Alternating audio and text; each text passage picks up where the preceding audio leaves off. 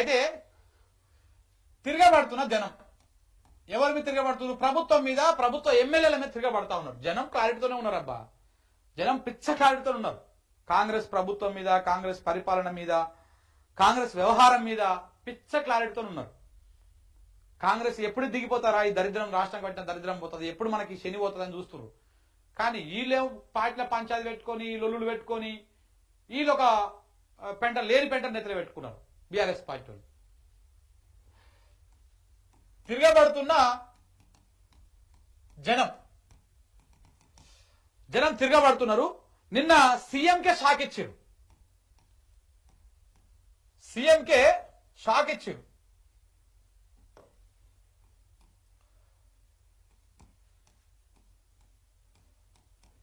సీఎంకే shock ఇచ్చారు. ఎట్లా తిరగబడుతున్నారు? ఊర్లకు ఎమ్మెల్యేలు పోతే, కాంగ్రెస్ ఎమ్మెల్యే కనపడితే చాలు జనం తిరగబడుతున్నారు. చుట్టుముట్టు రౌండ్ చేసేస్తున్నారు.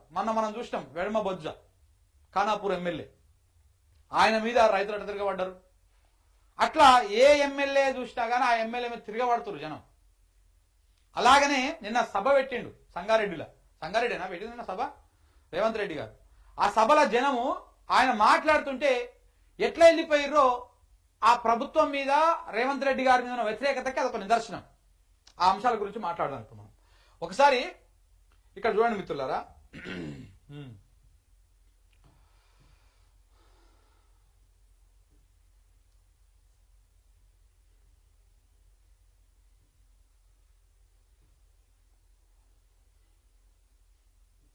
ఇగో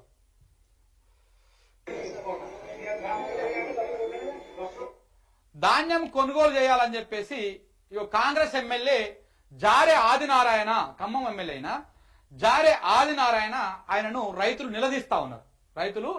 చూడండి ఒకసారి.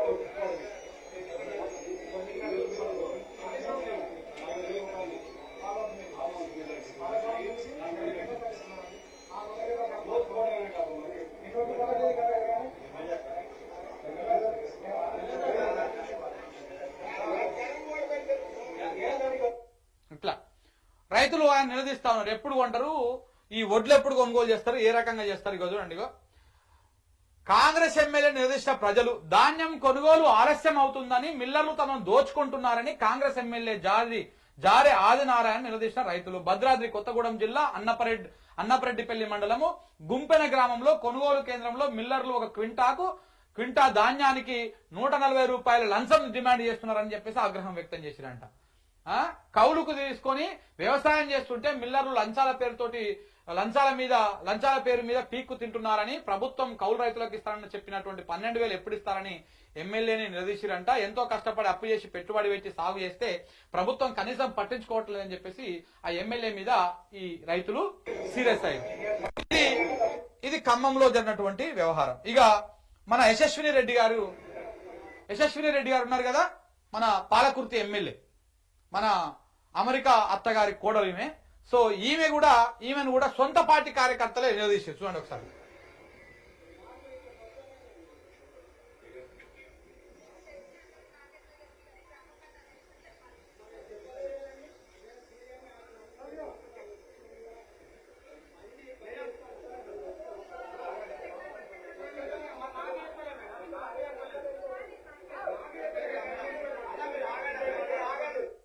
ఇట్లా ఇగో ఆయన మాట్లాడుతుంటే ఇక ఈ చుట్టుపక్కల ఉన్నటువంటి వాళ్ళు తిరగబడతారు. సొంతంగా మాకే చెప్పలేదు. ఏంది సమస్య ఏంటిది?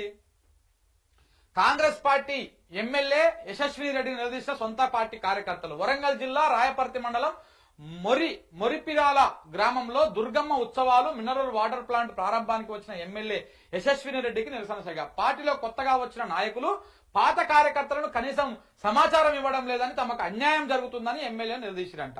సో ఒక సైడ్ ఏమో రైతులని నిలదీస్తారు, ఇంకొక సైడ్ ఏమో సొంత పార్టీలో ఉన్నటువంటి వాళ్ళు కూడా నిలదీస్తా ఉన్నారు.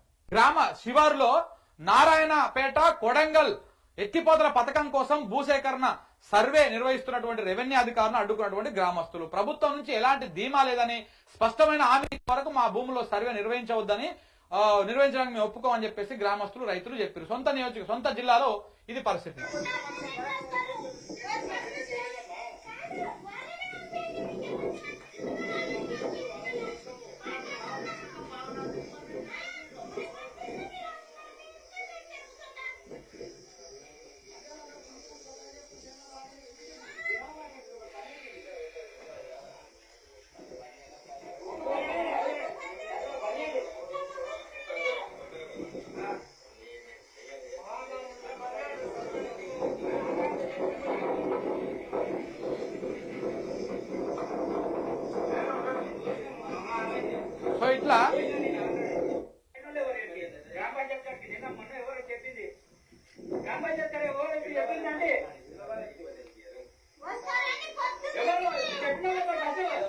ఇట్లా సర్వేకి వచ్చినటువంటి అధికారులను కూడా వాళ్ళు తిప్పి వెనకకు పంపారు. దాంతో పాటు మొన్న వెడమ బొజ్జు ఒకసారి చూపిస్తాయి, ఆయనను కూడా ఇట్లా రైతులు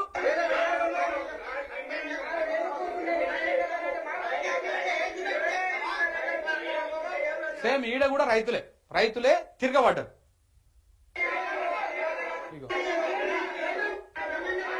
ఇది ఇంకా ఇప్పుడు ముఖ్యమంత్రి గారి సభకు నిన్న జనము ఎట్లా వచ్చి పోతా ఉన్నారో, జనం ఎట్లా పోతున్నారో అది ఇక్కడ చూపిస్తాం మీకు. ఇగో ముఖ్యమంత్రి మాట్లాడుతుంటే జహీరాబాద్ నియోజకవర్గం సభలో సీఎం రేవంత్ రెడ్డి ప్రసంగిస్తుండగానే మాట్లాడుతుండగానే జనం ఎట్లా వెళ్ళిపోతున్నారో చూడండి ఒకసారి. ఇగో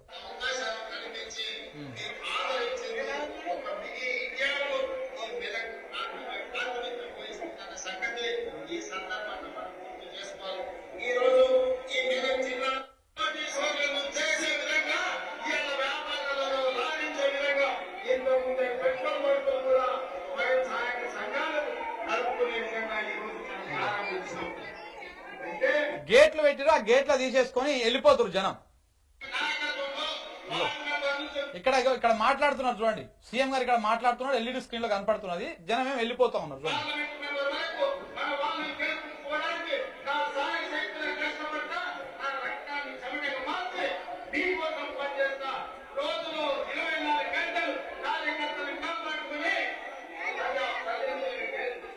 సో ఇట్లా 24 గంటలు పనిచేయి, నువ్వు 36 గంటలు పనిచేయి, 3 రోజులు వారం రోజులు తినకుట్టా తాగకుట్టా పండకుట్టా పనిచేయి, జనము వినేటట్టు లేరు, మీరు మాట్లాడుతా ఉంటేనే వెళ్ళిపోతా ఉన్నారు. చూడండి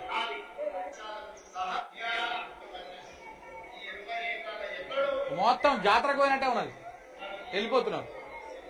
చూడండి ఇది నిజంగా కూడా జనము తిరుగుబాటు అనుకోవచ్చు. ఒకవైపు జిల్లాలల్లో ఎమ్మెల్యేలు పోతే ఎమ్మెల్యేల మీద సొంత పార్టీ కార్యకర్తలు తిరగబడుతున్నారు, రైతులు తిరగబడుతున్నారు, నిలదీస్తున్నారు, మా ధాన్యం ఎప్పుడు కొనుగోలు చేస్తారని. జనాలు కూడా మీరు ఇచ్చిన హామీలు ఏమైనాయని తిరగబడతా ఉన్నారు. ఇటు ఖానాపూర్ ఎమ్మెల్యే గాని, ఇటు యశస్విని రెడ్డి గాని, ఇంకో ఖమ్మం ఎమ్మెల్యే గాని, ఇట్లా ఏ ఎమ్మెల్యేదైనా అదే పరిస్థితి. ఊరలకు పోతే చాలా మంది ఎమ్మెల్యేలు నియోజకవర్గాలకు పోతలేరు, పోయినా కానీ క్యాంప్ ఆఫీస్ దగ్గర పోతురు, ఎమ్మెల్యే క్యాంప్ ఆఫీస్ దగ్గర పోతురు, ఆడ కూర్చుంటారు, ఆడ వచ్చిన వాళ్ళతో మాట్లాడుతున్నారు, మమ్మ అనిపిస్తారు, వస్తున్నారు. వాళ్ళు గ్రామాలకు పోయి నిలబడేటువంటి పరిస్థితి లేదు, ఎందుకంటే ప్రజలు మొత్తం తిరగబడుతున్నారు. ఏ ఎమ్మెల్యే కూడా ఊర్లకు పోయి మీకు ఏం సమస్యలు ఉన్నాయి అన్ని సార్ట్ అవుట్ అయినాయి అని ఒక్క మాట అంటే ఊర్లో ఉన్న జనం ఒక్కసారి ఎగబడతారు. మీరు ఏం చెప్పారు, ఏం చేస్తున్నారు, ఏమైతున్నది అని చెప్పేసి. అంత వ్యతిరేకత వచ్చింది పార్టీ మీద, ప్రభుత్వం మీద, స్థానిక ఎమ్మెల్యేల మీద, కాంగ్రెస్ పార్టీ ఎమ్మెల్యేల మీద. ఇంత అయినా గాని ఇంకా కాంగ్రెస్ వాళ్ళకి సోయి వస్తలేదు. ఇంకా గిట్ల సభలు పెట్టుకుంటా, ఆ సభలకు కూడా ముఖ్యమంత్రి మాట్లాడుతుంటే జనము మరి ఏం మాట్లాడుతున్నాడో ఇందాము, ఏమైనా అక్కడికి వచ్చే ముచ్చట చెప్తున్నాడా ఇందామన్నటువంటి దాంతో ఉంటారు. కానీ ఆయన మాట్లాడే స్టార్ట్ చేయగానే వీళ్ళు వెళ్ళిపోతున్నారు. ఆ గేట్లు తీసుకొని ఇట్లా జాతరకు వచ్చినట్టు వెళ్ళిపోతా ఉన్నారు. అంటే ప్రభుత్వం మీద ఎంత వ్యతిరేకత ఉన్నది, స్వయంగా ముఖ్యమంత్రి రేవంత్ రెడ్డి మీద ఎంత వ్యతిరేకత ఉన్నది. వ్యతిరేకత అని చెప్పలేము, దీన్ని కోపం అంటారు. వ్యతిరేకతనేమో కొంత మంచి పనులు చేస్తే, ఇంకేమన్నా కొంత డ్యామేజ్ని కంట్రోల్ చేస్తే, లేకపోతే ప్రజలకు 10 స్థాన కాడ 5 ఇస్తే, మంచి పని కొంత అటో ఇటో చేస్తే కొంత వ్యతిరేకత తగ్గుతుంది. కానీ కోపం అంత ఈజీగా తగ్గదు. కోపం ఉంది వాళ్ళకు, రేవంత్ రెడ్డి మీద, రేవంత్ రెడ్డి సర్కార్ మీద కోపం వచ్చింది. తిడుతున్నారు, బూతులు తిడుతున్నారు, ఉట్టినే తిడతారు, కడుపులో మండితేనే తిడతారు, ఎవరైనా ఎంత నష్టం జరిగితే తిడతారు. సో కాబట్టి ఈ రకంగా తిడుతున్నారు అంటేనే అంత కోపం ఉన్నట్టు, అంత వ్యతిరేకత కంటే మించిపోయింది ప్రభుత్వం మీద ఉన్నట్టు. మరి రేవంత్ రెడ్డి గారు ఇప్పటికైనా గ్రహించాలి, ప్రజలు ఏమనుకుంటున్నారు. మేము 10 ఏళ్ళ అధికారంలో ఉంటాం, 20 ఏళ్ళ అధికారంలో ఉంటాం, మొత్తం మేమే తెలంగాణ రాష్ట్రాన్ని ఏళ్తాం చివరి దాకా ఆఖరి దాకా అని చెప్పేసి మాట్లాడుతూ ఉన్నారు. వారు అర్థం చేసుకోవాల్సింది ఏంటి, గ్రౌండ్ లో ఏమున్నది. ఇంకా కుట్ర రాజకీయాలు చేద్దాం, ఈ పార్టీని చీల్చుదాం, ఆ పార్టీని చీల్చుదాం, లేకపోతే వాళ్ళతోనే ఒక రాజకీయం చేపిద్దాం, వీళ్ళతోనే ఒక రాజకీయం చేపిద్దాం, ఇట్లాంటివన్నీ బంద్ పెట్టండి. రాష్ట్ర ప్రయోజనాల కోసం, రాష్ట్రం కోసం ఇప్పటికైనా కొంత పాటు పడండి. రేపు సీజన్ వస్తున్నది, ఇవాళ 24 తారీఖు, ఇంకా 4 రోజులు పోతే ఆనాకాలం సీజన్ స్టార్ట్ అవుతుంది. విత్తనం తత్తి రూపాయి ఉంటుంది రైతుకి ఏడా. వాళ్ళకు పెట్టుబడి కావాలి, మీరు ఇస్తున్నటువంటి ఆ పెట్టుబడి సాయం ఎకరానికి 15,000 ఇవ్వండి, గా పని చేయండి, గా ముసలికి పింఛన్లు ఇవ్వండి. మా దగ్గర పైసలే లేవు, మేము అడక తింటున్నాం, రాష్ట్రం ఆగం అయిపోయింది అంటావు, నువ్వు 100 కోట్లు నిర్వహిస్తావు, 300 కోట్లు పెట్టి.